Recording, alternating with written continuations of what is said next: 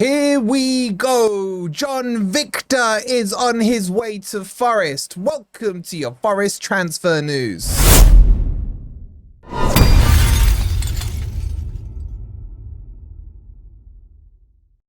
Hi guys, hope you're doing well and welcome to your latest Forest transfer news. Coming up, we'll give you the details on Jhon Victor and you're going to want to listen to it. This story is almost hilarious to say the least. Savano is medical done and another player has signed a contract. Yet all the opposition fans are telling me we're going to lose all our best players this summer. So if you're enjoying the content, please don't forget to hit that like button.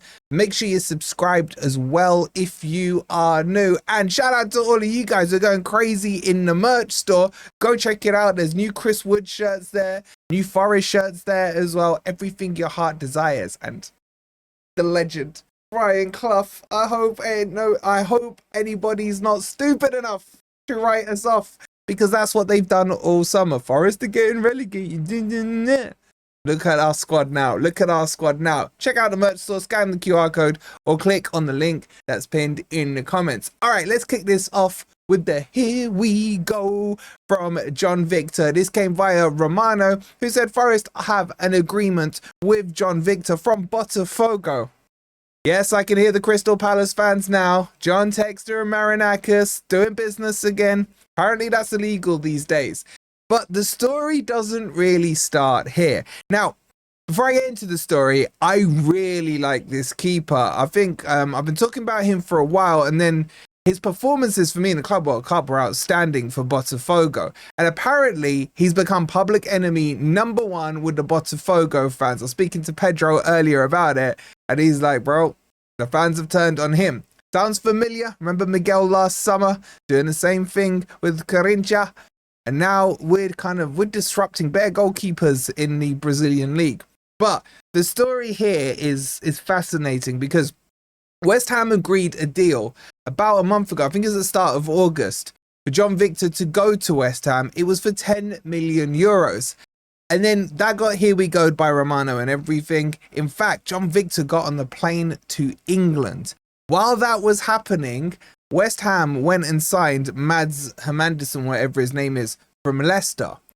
And they left poor old Jhon Victor at the airport. I crap you not, this story is apparently true. He then had to get a return ticket back to Brazil, and that deal was off because they'd signed Matz from Leicester. And then he's had a couple of crappy games for West Ham. The West Ham fans obviously have already turned on him. And then West Ham went in again for Jhon Victor. Now, this time they tried to structure the deal differently. They offered a loan fee of 850,000 euros. And then they were looking to turn that into an obligation or an option. And then Marinakis is like, nah, it doesn't work like that, boys. Step aside. Here you go. John Texter, you agreed 10 million euros with them start of August. I want my Marinakis discount. 7 million euros. Texter is like, yes, sir. So that's about the fee. Some are saying 8, some are saying 7. Either way, you're looking at what, £6 million for an outstanding keeper. I honestly rate this guy highly. Now, does he get in ahead of Sels? Of course he doesn't. But I could honestly see in a few of the European matches, give Sels a break, chuck in big Jhon Victor in there, the 29-year-old, and he will do an outstanding job. This is a really strong backup keeper. And because he's a bit younger than Sels, look, the profile of age difference, we're not talking about a 22-year-old versus Sels. How old is Sels? About 33? There's only 3-4 year gap between the two of them. So it's not like he's waiting for the crown, Prince in waiting or whatever the saying is. So I just think he's going to push Sels to be even better. So I'm really happy. I know it's only a goalkeeper. I'm really happy about this. Now, a lot of you are saying, well, what about poor old Angus the Machine Gun? Look, let's be real. Angus the Machine Gun, in my estimation, was brought in because he's homegrown. It's an easy way to tick an extra box on that homegrown thing, right? So that gives us an added option. Also, if you remember to the rules of European football in the Europa League, Forest have to name at least 2 goalkeepers as well. So what you'll find, they'll name Victor, Angus the Machine Gun, and of course, Matz Sels. So this one is subject to medical. Apparently, it's going to get done in the next couple of days. And then we have our keeper situation sorted out, which leaves us with the fullback situation. And what a lovely segue that is going to be into Savano. So medical done. Remember this deal from the other day, about 12 million euros plus 3 or 4 million in add-ons. I got told there's a 10% sell-on fee as well. A lot of people, though, weren't too happy about this signing from the general mood. So I want to know what you guys think of him. A lot of people are like, he's 6'6" and playing at right back. He should be a centre back. He's a right back. He can play centre back, but his primary position is at right back. He was moved into centre back for a little bit at Juventus. I think it was because of injuries and what have you. But he is a right back, and he's a different profile player. I'm not saying he's the next Des Little. Actually, I didn't think Des Little was that. Shout out to Des Little, right? But I'm just saying, like, he's going to be a solid player who can still develop because he's young. He's 22 off the top of my head. So this one is fine. He will be able to step in. He's almost that bridging gap between Eric Da Silva and Ola Aina, right? So he fits in between that mold. I'm happy with this deal. Now, some Juventus fans are telling me you paid market value for him. Others are saying you've overpaid. And I'm like, whatever. We'll see how this one develops. But his profile is completely different. 6'6". I think he's quick, by the way, for his size. You don't expect a guy who's 6'6" to be as mobile as he is. So keep an eye out for him. I think he'll do really well. I remember seeing him against Leao in Serie A. He locked Leao up, who is a quality player. So there's good potential in there. But this one is basically now waiting an official announcement from Forest as the medical is done. So Forest really are looking to fill in 2 more positions, I would say. A left back, hopefully not Christensen. And there's still the Backward thing, right? Now, I can't give you an update on Backward because I haven't heard anything or had any messages on anything about it. It's still, the last update I have is that Forest were in front in the race. Then Fulham came in. Apparently, Leeds have gone into 3rd place.